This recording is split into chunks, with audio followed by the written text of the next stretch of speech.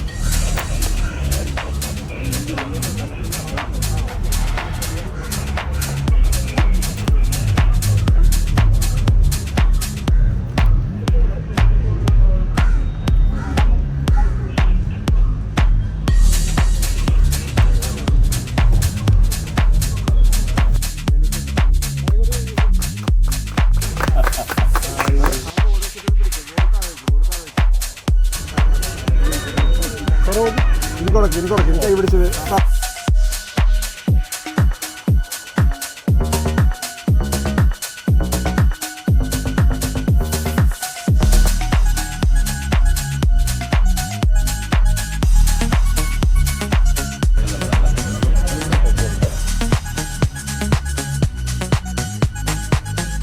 അതെ ആദ്യം പ്രാവശ്യമാണ്. ഇതിനു മുമ്പ് കാരിക്കേച്ചറും ഇങ്ങനത്തെ കോമഡിയും എന്റെ ചിത്രം അങ്ങനെ പോയിട്ടില്ല. First time.